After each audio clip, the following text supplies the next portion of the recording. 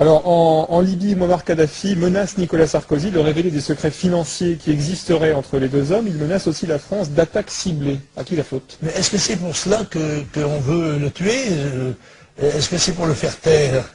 Parce que cette ardeur de la France à s'engager dans la guerre, parce que c'est une guerre dont il s'agit, n'est-ce pas, à être au premier rang de la guerre contre la Libye, il doit y avoir une motivation plus directe de la France, parce qu'il n'y a pas si longtemps, dans le fond, M. Sarkozy recevait avec tous les honneurs le chef de l'État libyen, et c'est vrai que le bruit court avec insistance que les Libyens auraient versé 50 millions d'euros pour la campagne de M. Sarkozy, qu'ils en auraient des preuves à la fois sonores et même visuelles.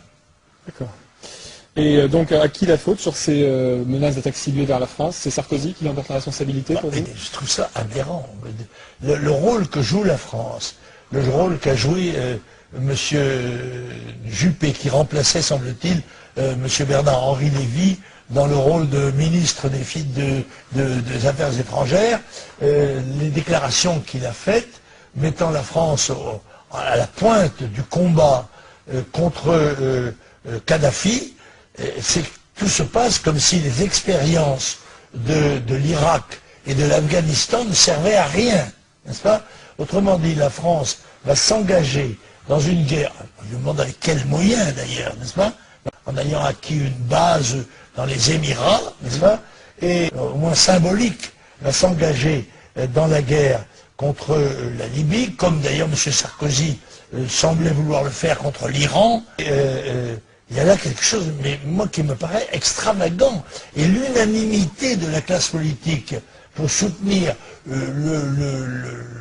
la partie de l'ONU qui a désiré faire la guerre, je dis bien la partie parce qu'il y a tout de même la Chine, la Russie, l'Allemagne, le Brésil, excusez du peu, qui se sont abstenus. Eh bien écoutez, moi je suis assez inquiet de l'aventure dans laquelle M. Sarkozy entraîne une fois de plus la France, qui n'en a pas les moyens financiers, ni même militaires.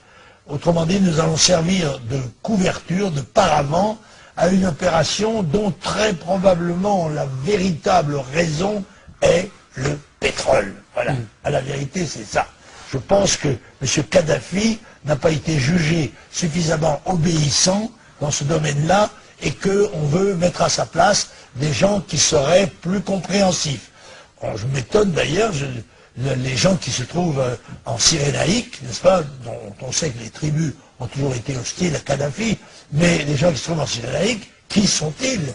À qui fait-on confiance? Avec qui M. Sarkozy a-t-il échangé un ambassadeur? Ce sont des gens, en tous les cas, qui n'ont été élus par personne, et dont le seul mérite est d'avoir pris les armes contre le régime de Kadhafi.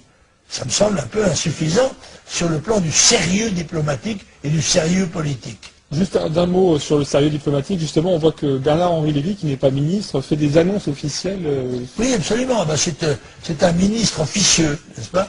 C'est pour ça que si j'étais M. Juppé, moi, je serais un petit peu vexé, mais bon, il semble que tout ça s'arrange assez bien. Il y a une formule que je ne dirai pas. Je la connais.